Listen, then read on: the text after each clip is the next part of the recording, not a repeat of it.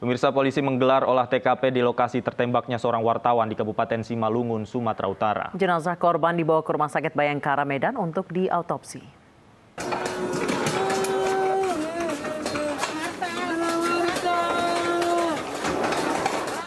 Isak tangis rekan dan keluarga korban pecah saat jenazah akan dimasukkan ke dalam ambulans setelah selesai diotopsi di Rumah Sakit Bayangkara Medan. Usai diotopsi, jenazah langsung dibawa ke rumah duka di Pematang Siantar. Personel gabungan Satreskrim Polres Simalungun bersama Direktorat Reserse Kriminal Umum Polda Sumatera Utara melakukan olah TKP di lokasi penembakan seorang wartawan. Pada olah TKP, aparat memasang garis polisi di sekitar mobil putih, tempat pertama kali korban ditemukan warga. Polisi juga menyita sejumlah barang-barang yang diduga milik korban. Akan terhadap seorang yang kami sudah temukan identitasnya, berasal dari keluarga korban, yaitu istrinya, dan yang bersangkutan berprofesi sebagai pemilik salah satu media online. Sebelumnya, korban yang diketahui berprofesi sebagai wartawan media online ditemukan warga bersimbah darah di dalam mobilnya. Lokasi penemuan berada 300 meter sebelum rumah korban. Korban diketahui tewas akibat tertembak di bagian perut dan paha kiri. Dari Pematang Siantar, Sumatera Utara, Dharma Setiawan, iNews melaporkan. Pemirsa, kasus kekerasan hingga pembunuhan terhadap wartawan pernah terjadi di sejumlah daerah. Kekerasan terkait pemberitaan yang dibuat korban hingga dendam masalah pribadi menjadi latar belakang kejahatan.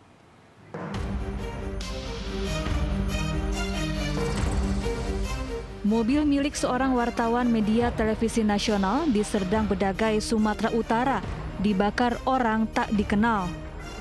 Saat kejadian, mobil terparkir di teras rumah di Dusun 3 Desa Pon, Serdang Bedagai. Pembakaran mobil pertama kali diketahui istri korban yang terbangun karena mencium bau asap. Saat dipadamkan, tercium aroma bensin. Korban kemudian melaporkan peristiwa ini ke polisi. Diduga pembakaran mobil terkait pemberitaan yang diliput korban.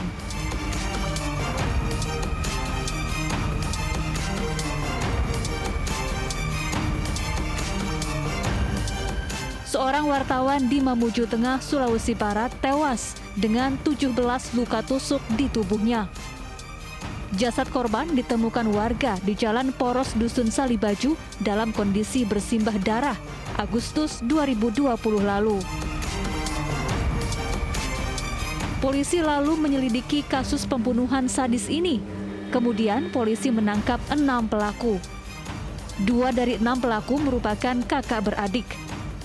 Menurut polisi, motif pembunuhan adalah dendam pribadi. Tim Liputan iNews melaporkan. Sepasang suami istri mendatangi Mapolresta Padang sambil menggendong anaknya. Keluarga tersebut melaporkan tindakan debt collector yang mengambil paksa mobil beserta barang berharga berupa emas miliknya.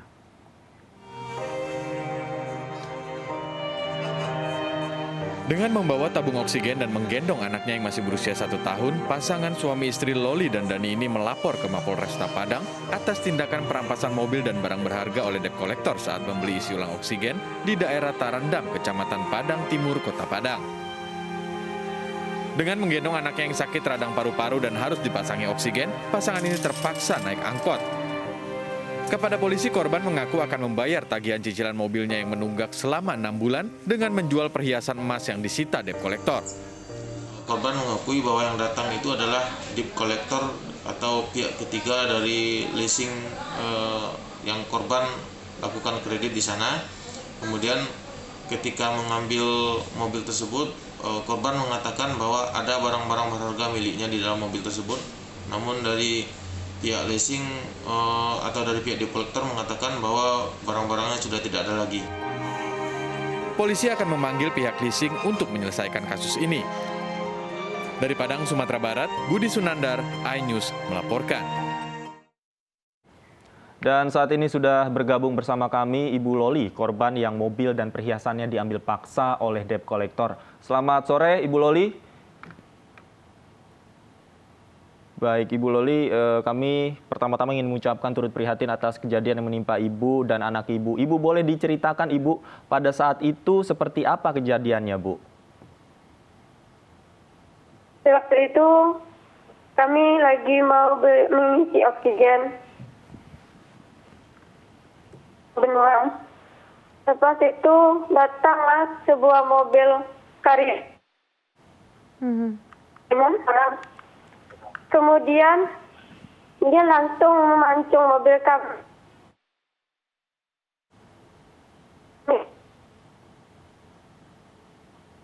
Ambil kunci dan suami.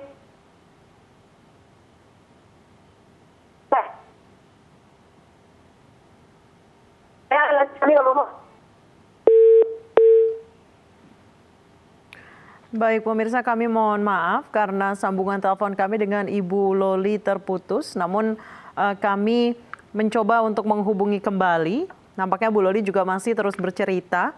Kami ceritakan secara ringkas pemirsa sebelum kami kembali menghubungi Ibu Loli. Bu Loli sedang berjalan ketika itu naik mobil membeli atau mengisi tabung oksigen untuk anak bayinya yang menderita penyakit paru-paru. Namun saat di jalan, mobilnya diambil paksa oleh debt collector. Jadi ketika melapor ke polisi, ini Ibu Loli masih membawa tabung oksigen. Pemirsa, sebelum kami kembali mencoba menghubungi Ibu Loli, kami akan hadirkan informasi masih terkait debt collector juga pemirsa yang pernah terjadi di sejumlah daerah. Ya, bahkan kelompok penagih hutang ini berani mengambil paksa mobil dari tangan aparat.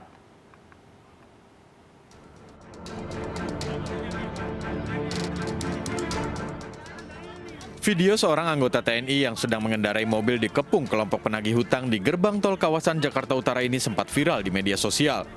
Peristiwa ini terjadi saat Serda Nur Hadi berjaga dan seorang warga yang sedang menyetir alami serangan jantung.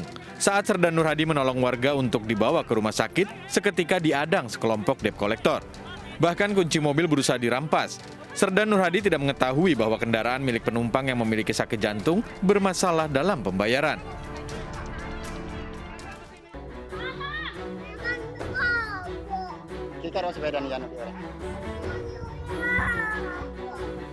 Di Sidoarjo, Jawa Timur, debt collector mengambil paksa sepeda motor yang tertunggak cicilannya. Korban bersikukuh mempertahankan lantaran motor yang akan diambil merupakan milik paman. Video pengambilan paksa sepeda motor yang dialami oleh seorang ibu ini juga sempat viral di media sosial. Diduga pelaku yang mengambil motor korban merupakan pihak ketiga sebuah perusahaan leasing.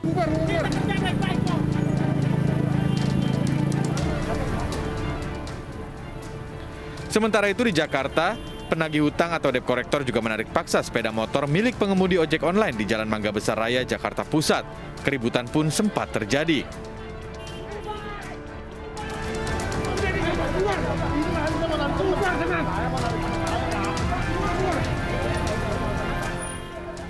Tim Liputan iNews melaporkan.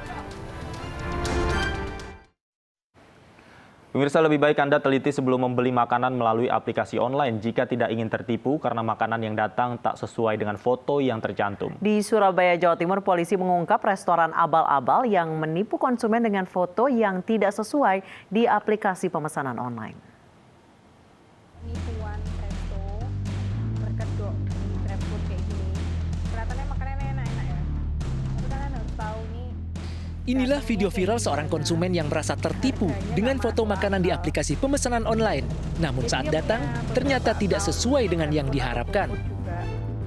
Dengan nama-nama resto terkenal, misal kayak Bebek Purnama. Bahkan konsumen pemilik akun juga mendatangi restoran abal-abal ini dan menjumpai sejumlah kejanggalan. Dari video yang viral sejak 9 Juni 2021 lalu itu, polisi akhirnya menangkap seorang wanita yang menjadi dalang dari praktik manipulasi makanan tersebut. Tak tanggung-tanggung, praktik yang dilakukan pelaku sejak tahun 2019 beromset sampai jutaan rupiah tiap bulannya. Diduga fiktif, artinya merek tersebut dapat kita temui aslinya ada di restoran di Surabaya ini, tapi yang dijual itu tidak sesuai dengan apa yang merek-merek yang ada sebenarnya. Nah, Pelaku mengaku ide praktiknya itu terinspirasi dari metode cloud kitchen atau dapur bersama. Di satu kitchen atau dapur ada beberapa brand. Itu diperbolehkan sama pihak aplikatornya ya? Saya mengajukan, kalau sayang berarti di ACC. Selain menangkap pelaku, petugas juga menyita barang bukti puluhan telepon genggam, data stok makanan, serta omset penjualan. Pelaku dijerat dengan Undang-Undang tentang Perlindungan Konsumen dengan ancaman hukuman 5 tahun penjara. Dari Surabaya, Sony Hermawan, iNews melaporkan. Dan untuk membahas lebih lanjut terkait penangkapan pemilik restoran palsu, sudah bergabung bersama kami Kasat Reskrim Polrestabes Surabaya, Kompol Oki Ahadian Purnomo. Selamat sore Pak Oki. Selamat sore Mbak. Baik, Pak Oki, sebenarnya modus restoran abal-abal ini seperti apa ya Pak ya? Jadi modus operandinya adalah dia memasar produk makanannya dia, jadi sesuai dengan labelnya. Dia sampaikan pada promosinya dia, itu dengan mencatut nama tempat makan yang terkenal di Surabaya. Nah, setelah dia memasang iklan atau promosi dagangannya dia dengan mencantumkan tempat makan yang terkenal di Surabaya, orang berpesanlah mulai melakukan pemesanan kepada yang bersangkutan. Namun setelah pemesanannya tiba sampai di tempat pemesan, nah ternyata tidak sesuai dengan apa yang digambar maupun dengan aslinya tempat pemesanan tersebut. Misalkan dia memesan nasi Padang sederhana di Surabaya, kemudian atau nasi pecel Dharma Husada. Nah setelah pemesan ini melihat dari iklan-iklannya atau brosur-brosurnya atau etiketnya atau apapun itu di GrabFood-nya itu, ternyata yang datang tidak sesuai dengan itu. Gitu. Oke, jadi mencatut nama dan mencatut foto juga ya Pak ya? Ya betul. Tersangka L ini punya berapa restoran palsu Pak yang ada di aplikasi online? Kalau beberapa restoran itu ada sekitar 30 ya Mbak. 30? Ya, tapi kalau misalkan dia di per jenisnya, yaitu ada 11 jenis Mbak. Wow, itu omsetnya per bulannya berapa Pak jika 30 restoran palsu ini? Sekitar 5 jutaan lebih. Wow. Minimal 5 juta. Kalau untuk keluhan pelanggan sendiri, jadi hasil makanan yang datang itu tidak sesuai dengan makanan yang difoto dan yang biasa tersaji di restoran aslinya gitu ya Pak ya? Ya betul. Jadi tidak sesuai dengan yang ada di promosinya, kemudian juga harganya lebih mahal. Harganya lebih mahal Pak ya. Sudah berapa lama Pak ini dioperasikan oleh pelaku ini Pak? Oleh pelaku dari sekitar bulan September 2019. Wow. Dari bulan September 2019 mengoperasikan 30 restoran yang menawarkan makanan palsu melalui online Pak ya? Ya, ini pelaku ini mengirim makanannya hasil masakannya dia atau membeli dari restoran lain dengan harga yang lebih murah Pak? Dia memproduksi sendiri Mbak. Oh memproduksi sendiri?